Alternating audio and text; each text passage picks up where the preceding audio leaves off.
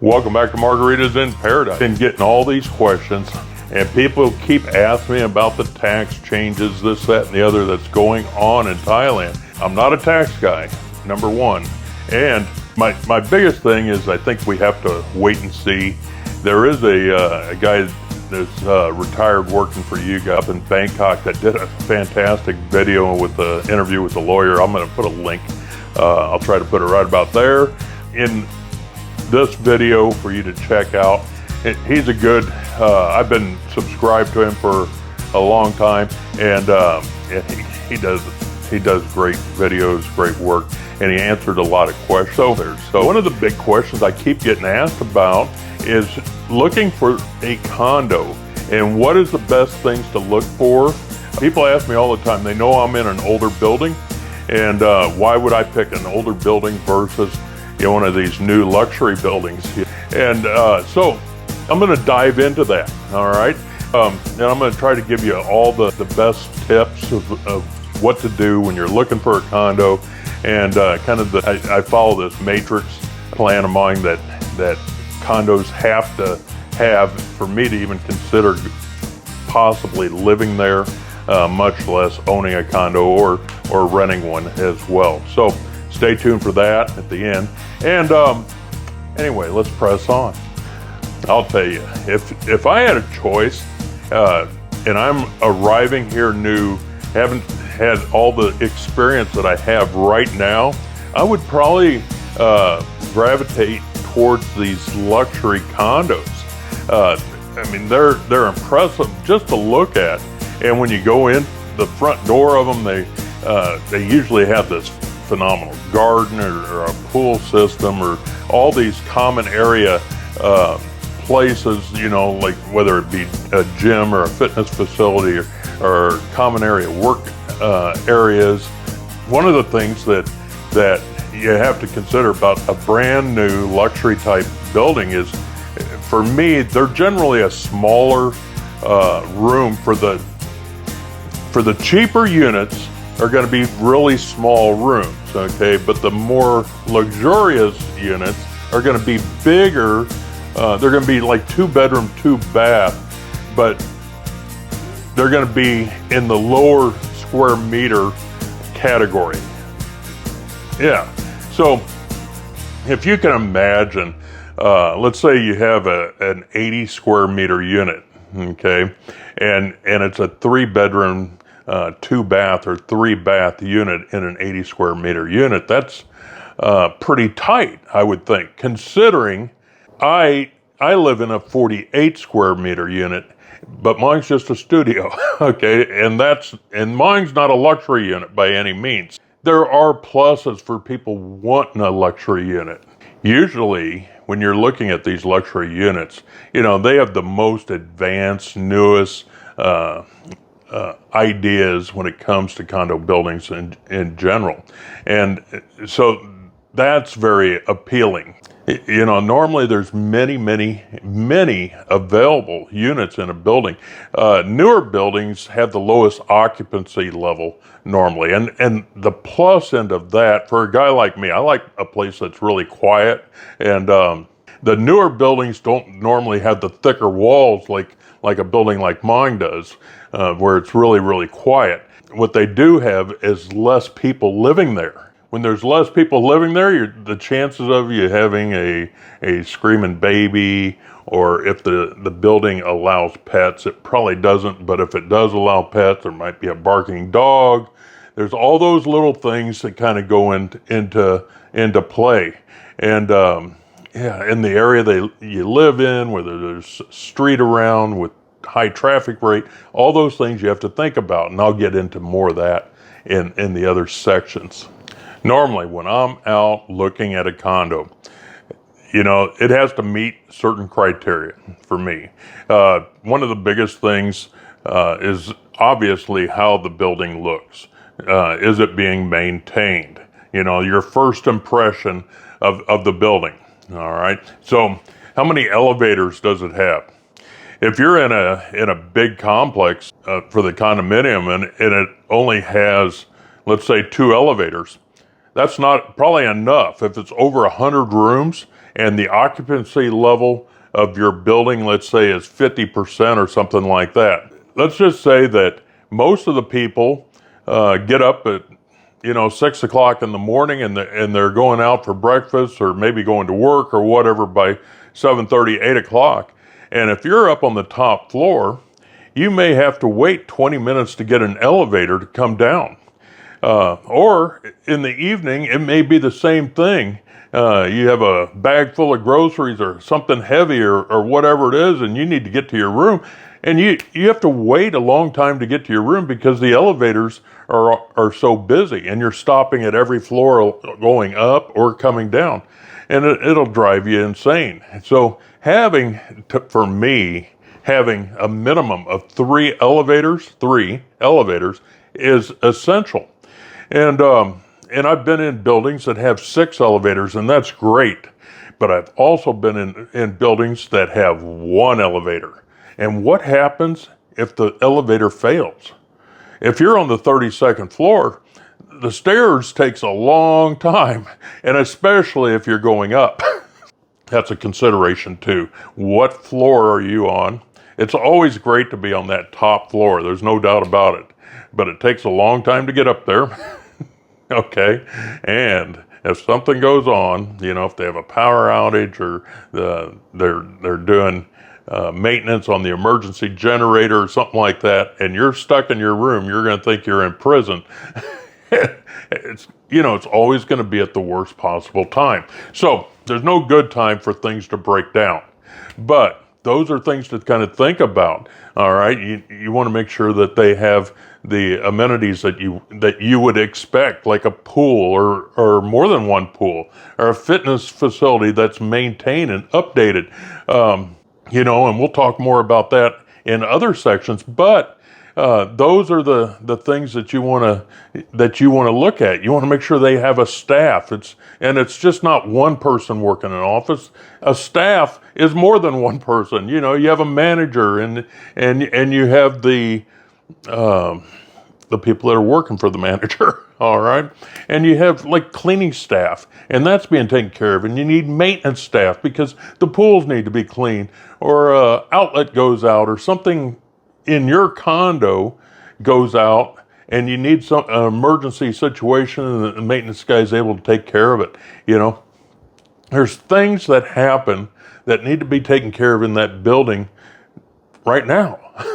Okay, so those are things to look at, and we could go on to more. Most of my matrix that I follow is if you're going to be buying a unit, and then we kind of get into sinking funds and things like that. But you want to be in a building that's being taken care of, one that you enjoy living at. Those are just some common things right there. Let's press on.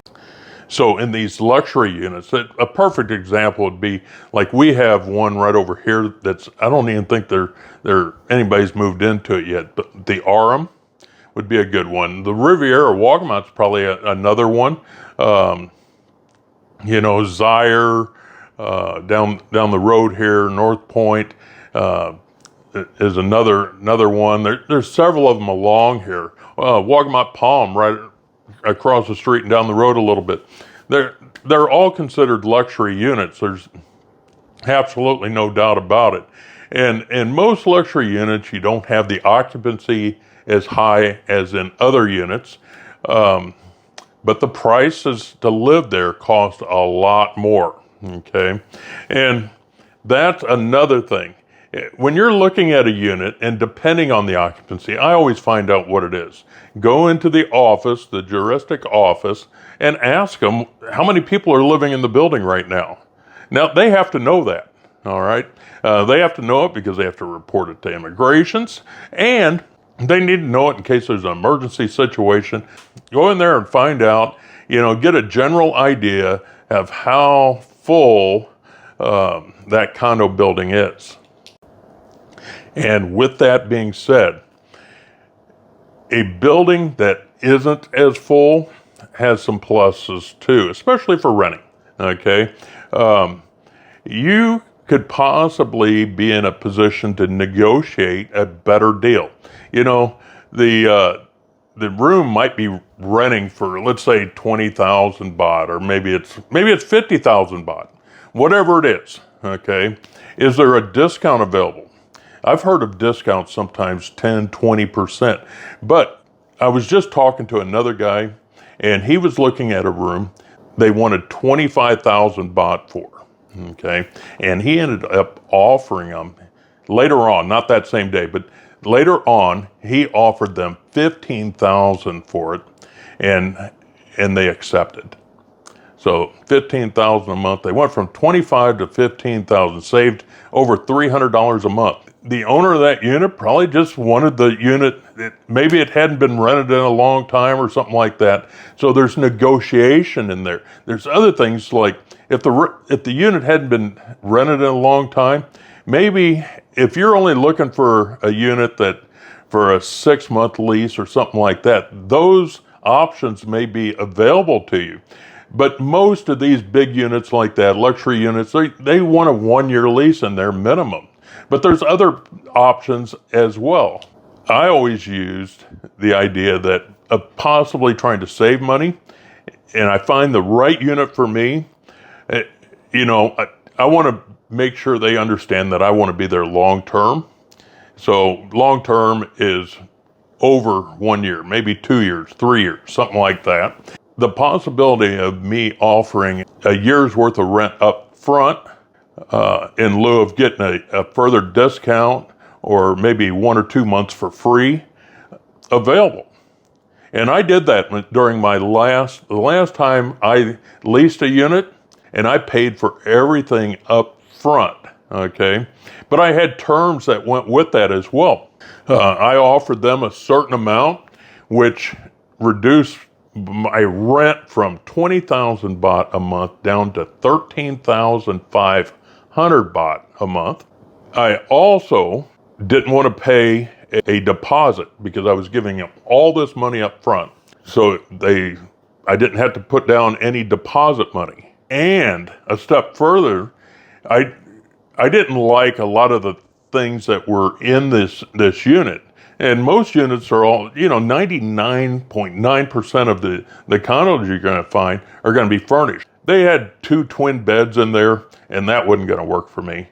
Had a little 32-inch TV on the wall, and that wasn't going to work for me. Oh, he didn't have any ceiling fans, and I wanted ceiling fans versus I didn't want to have floor fans sitting around, that type thing. And so what I ended up doing with this landlord, of course, being very nice and negotiating it, I asked him, I said, as far as the TV is concerned, I'd like to get a bigger TV. And I'm offering to pay for, if you let me go out and buy it and I'll have it installed, I would like you, the landlord, to pay 50% of it. I'll pay 50% of it, and then I'll leave it here. When at the end of my lease, it's yours. And so he agreed to that. So I was able to go out, and I think I bought like a 75-inch TV, and I had to put a new mount up there. And it was worth it to me because I was there for 3 years, and it was just great. Everything about it was fantastic. And he knew that I didn't need those beds, and he fortunately had a storage place available to move those beds out, and I brought in my own bed, my own king-size bed. And the ceiling fans, we also did the 50-50 arrangement on that, where I went out and picked it out and had it installed, and then I paid for 50%, and he paid for 50%. And it's an exact copy of the ceiling fans that I have in this condo. They're fantastic. I was just talking to the landlord the other day from the other unit. He loves them still. All right, so it was a good deal for him. But those are the options that are possible there. A lot of landlords, they buy these units as investment properties, and they're not going to be too keen on changing things in there. So if you are changing something, make sure that you get it in writing, you get express permission to do it. Because if you don't get it written down in the contract that you're allowed to change things, at the end, if there is a deposit, there's probably going to be like a something withdrawn from the deposit to change things back. Check with your landlord, because this isn't your property. You're just the renter, okay? Even though you may be living there for a year or longer, you are the renter, and you have to, you want a nice place, keep it nice. All right, so what else?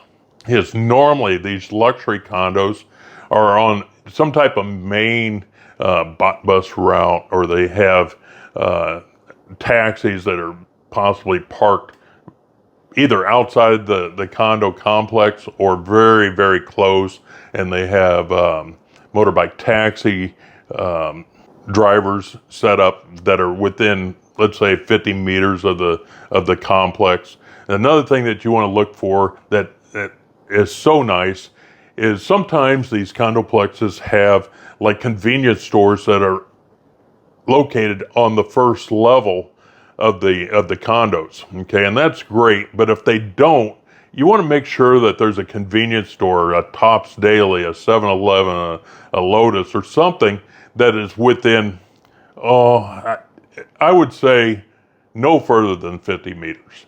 Okay, you want it close by, because when you need an egg. When you need an egg, you need it now, okay? Or if you need a beer, or you need a shampoo, or whatever it is, you need it now, all right? So, and you don't want to have to go across town or take 20 minutes to get there. Or, when I was living in the U.S., to go to the local convenience store, it took me 15, 20 minutes just to get ready to go. It'd be an hour ordeal. All right, but here, you want it convenient. I think that's the point, right? Convenience store. You want it convenient. You want it right here. You don't want to have to go a long distance to get it. All right, something to think about. All right, so, and the last point, I may have already covered this here, but, a luxury unit has more luxury type units available. Like, let's say 2-bedroom, 2-bath, 3-bedroom, 2-bath, or 3-bath.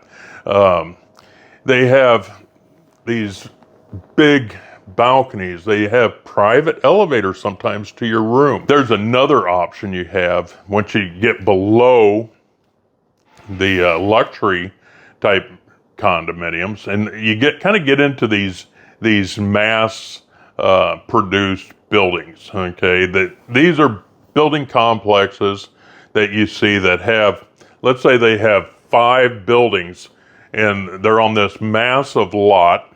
They might have 5 buildings, they might have 10 buildings, things like that.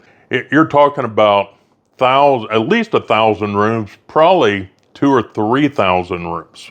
The rooms tend to be very small, 23 square meter. They do have bigger units in them, don't get me wrong, but they tend to be small. They tend to have these winding pools that kind of wrap around. Maybe they try to sell them as a river running through the complex, that type stuff, but it's really narrow. They attract, not only do they attract Thai nationals, they attract expats, they attract people that don't want to spend a lot of money, short time rentals, okay? They have some places are built as resort residences, things like that. So people buy these units as investment properties and rent them out by the day. A lot of them have Airbnb units in them. They're built so fast and everything, they generally are not as good as like a building that I'm in. They'll have thinner walls, so the noise level is there. You have to kind of consider that. There's so many people. I have a friend of mine that lives in Hakardia, over in Jomtien, and it's exactly this way. The unit's 23 square meters. She shares walls. She has somebody on this side of her and somebody on this side of her. You go out on her balcony, it's tiny. Only one person could fit on the balcony. And every time I've been out there, there's been people smoking on each side of me. So it's like, oh, yeah, there's no way I could ever keep the patio doors open, for instance, on that balcony, because I'd have cigarette smoke inside my condo all the time. Right next door to her, they have a young baby. and the baby's crying all the time. You know, babies cry. In certain type of places, you kind of have to think about that type of stuff. And I want to say that pets are allowed. Now, I'm telling you what, 90%, it may be higher than that, but 90% of the places here in the Pattaya area anyway, and I don't know how it is the rest all over Thailand, but 90% of the places don't allow pets. Okay, there are a few places that allow them and a few places that allow them on a case-by-case basis, that sort of thing. So if you have a pet, you definitely want to look into that and find out. You know, just because the building allows pets doesn't mean the landlord allows pets. And that's something to kind of remember too. That's the same thing for babies or children, in fact. Okay, sometimes the landlord will allow, you know, they might be renting for one person for the room, or they might be renting for two people in the room. That's going to be in your contract. So make sure, okay, make sure you know what's in your contract, and if there's any penalties for breaking the contract. Some of the other buildings, complexes that are similar to what I was just talking about, like Pattaya, there's Laguna Heights, I think it's Laguna Heights is one. The city garden complexes, they're all over the place. I have a friend of mine that they have 5 buildings, and I want to say there's probably over 1,000 rooms. They have one shared swimming pool, and it's just a tiny pool. The shared facilities, these are going to be smaller. They're not going to be as well maintained. Fitness centers, that type of stuff. Let's say the fitness center is located in another building that you don't live in. Okay, yeah, or it's always full. When you go in there, you can't get on a bike or you can't get on a treadmill or whatever because it's always full. And there's 1,000 people living in this complex, and this fitness facility is only 48 square meters. Okay, you have to think about those type things before you move into them. All right, so the benefits of living in a place like this: it's going to be cheaper, and more than likely you're going to be able to find a unit, let's say for 8,000 baht. Alexa, 8,000 Thai baht equals what in US dollars? 8,000 Thai baht is about $217 and 63 cents. Did you hear that? Okay, $217, okay, for a 23 square meter, 1-bedroom unit. Now, can you do that? Yes, you probably can. Many people do. I shouldn't say they cheap out, but they do go for the lowest priced rooms available. They're the easiest to rent. There's absolutely no doubt about it. I have a friend of mine, and I kind of feel this way too. He talks about, you know, he only uses his room for sleeping. Now, I do a lot more in my room, but I love my room. A 23 square meter unit wouldn't work for me. There's zero chance. A lot of people make it work. So that is a plus. The negatives, of course, I already kind of went over the noise levels. You're going to have, because normally you have a lot of people, probably working class people that are in these units and working 24-hour type shifts. So some people are going to be sleeping all day long. Some people are going to be up partying all night long. Okay, so or doing whatever all night long. So those are the kind of things that you have to kind of keep in mind in these mass units, because they are cheaper. In that way, they tend to have higher occupancy levels. I think in my friend's place over there at Pattaya, they're at like 90% full. All right, so if they have, let's say they have 1,000 rooms, 900 of them are occupied. And I'll tell you another thing dealing with that is the parking situation over there is horrible. If you pull in and you're fortunate enough to get a parking spot, say you have a car, and you pull in and park your car in a parking spot, and you have to go somewhere the next morning. Let's say you have to go to the airport or something like that, and you go out there, there's a good chance there's going to be a car parked right in front of you. and nobody knows who that person is. You know, it's like, it's a madhouse as far as I'm concerned. But that's the way it is. And motorbike parking is even worse. They just pile them in there. And if you don't like that, at that complex, people park at the 7-Eleven out in the lot and just leave their motorbikes out there all night long. There might be 100 motorbikes. 7-Eleven convenience store parking lot that goes to the Arcadia condominium complex. If you like that type of style of living, I look at that as living in a sardine can. So anyway, but it's doable if you like that. If you accept it, you know what you're getting yourself into, it's doable. You have buildings kind of like what I live in, okay? You have these older buildings, let's say that are 20 years old or older. These buildings here, better made. They use more concrete or more everything. Some buildings are really impressive to look at. And one of those buildings that I always talk about so much is Park Beach condominium. It's less than 100 meters away from me. Silver Beach condominiums and Sky Beach, they all fall under this category. And when you walk into them, most people are in awe with these giant Roman pillars and the maintenance factor of how well they're taken care of are truly impressive. They have these magnificent swimming pools and most of the rooms, Park Beach is a good example, is the smallest room that they have is 55 square meters. And it has a massive balcony. Now, is the balcony included in the square meters? It is, but I'm telling you, they're just really, really nice, and they impress most people that go over and look at those units. There's all kinds of options. Now, I live across the street, so like Park Beach is literally on the ocean. Okay, I'm across the street from the ocean. So where Park Beach is let's say 50 meters from the ocean, I'm 80 meters from the ocean. Yeah, if you haven't checked out my video for my condo, check it out. You know, I have neighbors and I can't hear them. That's a nice thing. I'm recording here in my condo right now, and I would imagine if I was in a newer building or something like that, they would probably have a problem with me talking loud and doing this at this time of the night. All right, so you don't know it. Right now, it's almost 9 o'clock at night.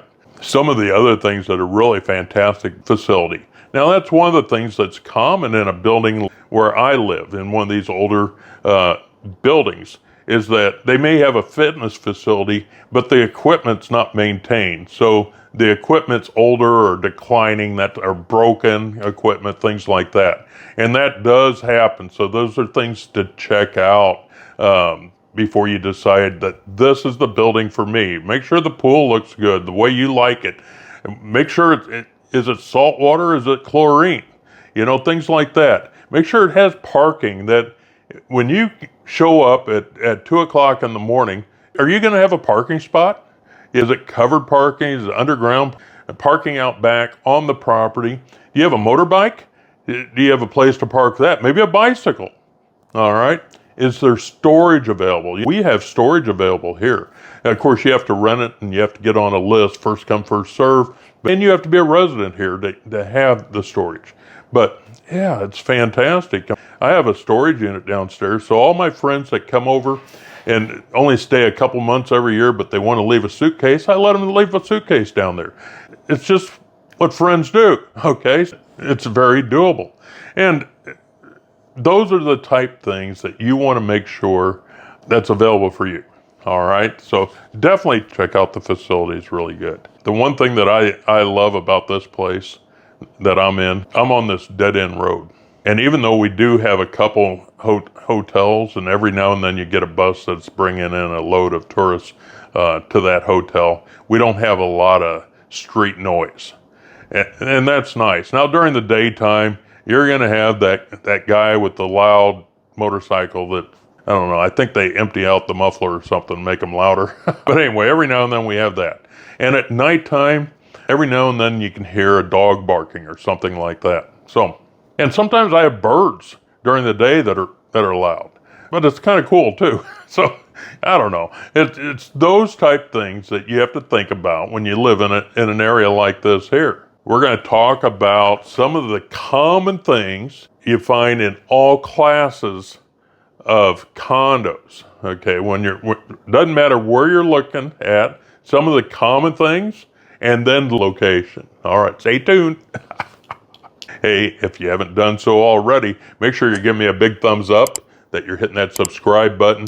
Hit that bell for future notifications of videos that are coming out soon. Oh, I think the number one reason why people might choose an older building, like where I live or Park Beach or anything like that, a lot of the view delays are in that category as well. It's price. And you're getting more for a cheaper value. And yeah, it's fantastic. I mean, so now you're dealing with a property that's, let's say, 20 years old, 20 plus years old. And you're going to have a choice between, let's say, a sea view versus a city view. Well, city view is probably going to be a little bit cheaper. And those are considerations that you're going to have to think about. But the price is going to be a big deal. If you're going to be over at Park Beach, you're going to spend more for that building over there than this building here, sitting literally right on the beach. It has a private access key card to get on the beach. Now, the beaches are not private by any means. All right, beaches, the king owns the beaches. They're public beaches all over Thailand. There's no private beaches in Thailand. Make sure that you're sticking out to the end. I have this great tip. It's like one of my number one tips I'm going to share with you at the end, all right? So hang out for that. These are common things that are associated with all condos. It doesn't matter whether it's a brand new luxury type condo or kind of the mass marketed condo or a condo building like that I live in, one of the older 20-year-older type building. So these are things that you're going to have to deal with or be aware of, all right? So I would say 99% of all condos are going to be furnished. If you're moving over here, don't bring any of your own furniture. Sell it all. Whatever you need to do, you don't need to bring it here. There's plenty of furniture here. You can get it really cheap if you need your own furniture. 99% of all the condos are going to come furnished. All right. And I would say that goes for homes as well. There may be upgrades that you need. One of the things that I find, say the bed might be too hard for you, or it may be too soft, or it might smell bad, whatever the case may be, you need to talk about that with the landlord and see what the possibility is of either getting a new mattress. If they're not interested in putting a new one in there, are they able to store this mattress?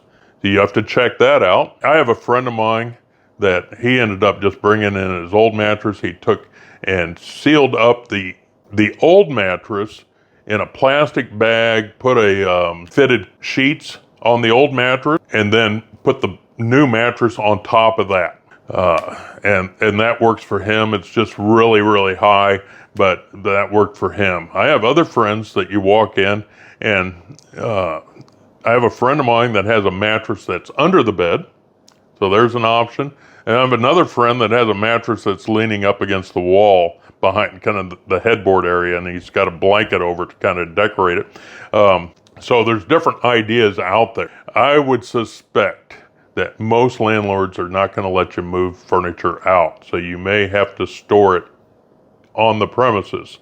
So you have to think about how you're going to do that. Another thing could be like a TV. Let's say they have an old box type TV and you need a smart TV. Pots and pans or dishes or forks and knives and spoons and that type of stuff. If there's things broken, you probably don't want the broken items in there, and you need to let the landlord know. And if you're going to change anything in the condo, you need to get permission and get it in writing so they know what's going on. Here in Pattaya, we have a thing that's called the Hotel Act, and I'm not sure if that's actually something that applies to all of Thailand. But basically, A condo building cannot rent out a room for, let's say, a nightly guest coming in, just renting out the room for a night or even a week or a couple weeks. It's a minimum of 30 days. And in my building, it's a minimum of 3 months, okay, 90 days. So be aware of that type of a thing. It doesn't matter whether you're in one of these mass units that tend to have, maybe they have resort in their name. My building, for instance, has resort in its name, but it's because of a long time ago, and it's not a resort anymore. Okay, it was never a resort here. They just weren't able to change it because of all the titles that went, or the deeds that went along with it.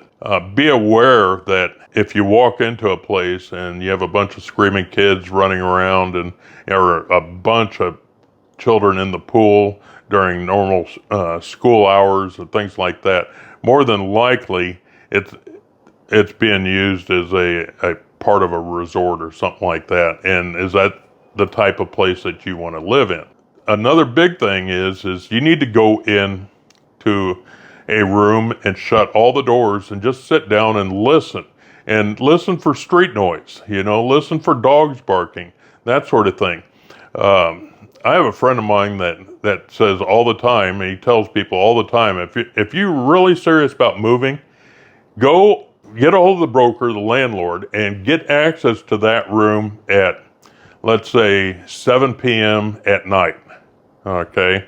Get over there and sit in that room for, 15, 20 minutes or something and see what's going on. All right? See if, get out on your balcony and see if you smell cigarette smoke or somebody smoking ganja or something like that. See if you're hearing, babies crying or dogs barking, because that's when most people are probably going to be there in their condos. All right, so those are ideas, and it's probably a good idea to test the waters and really check out the place before you make a commitment to renting a place, especially if it's a year. Another thing is what is around the area you're in. So in Pattaya, and I've talked about this in other videos as well, but we have distinct areas. We have Jom Tien to the south, we have Prattamac that's right in the middle, and then we have the Pattaya area, and you have basically South Pattaya, Central Pattaya, and the Nakula North Pattaya area where I live. And then you have the dark side, okay, across Sukhumvit. And you have to kind of decide what you want. If you came here for the ocean breeze and seeing an ocean view and the sunsets and that type of stuff, then you want to be closer to the ocean. If that's not important to you and you don't mind living in the city, that's a good thing. But, a lot of people use places like, let's say, Terminal 21 or Central Festival and the big malls in the area. If that's important to you and you might want to be close to those things so you have access to really great eating, shopping, just a place to go hang out at Starbucks or one of the many coffee shops that are over there. Or just getting exercise walking inside an air-conditioned building. So those are options for you right there. Now, if you were over in Jom Tien, for instance, which have all these these really big condo, they don't have the shopping centers. And you have to be aware of that. Look it up on Google Maps or whatever app that you use. But they don't have those type things. If you're somebody that's into healthcare or something like that, in Jom Tien, you don't have hospitals and things like that like you do over here where I stay. But they have clinics, don't get me wrong. They have convenience stores. The main nightlife areas are over here. So do you want to be right in the middle of nightlife? Those are the things you have to think about. There's no doubt about it. I'm biased. I think the area I live in, it's nice and quiet, but I'm 5 minutes away from the nightlife, okay, that I can't hear from my condo. And I'm less than 10 minutes away from one of the best hospitals in Thailand, and so on. So there's lots of really good things about where I'm at. But there's great areas all over the metro area here for sure. So you definitely want to check it out. Now, the last tip I'm going to give you, okay, and this is something that it's like a no-brainer, and I'm sure you already know it. You probably already thought about this, okay? When I'm looking at a place to potentially stay, I look at the reviews. And the nice thing anymore is you can look up, you can go to Google and type in whatever condominium complex you have, and there's going to be reviews on it, all right? Find out what other people are telling you about that complex. Don't take my advice, listen to what these other people are doing.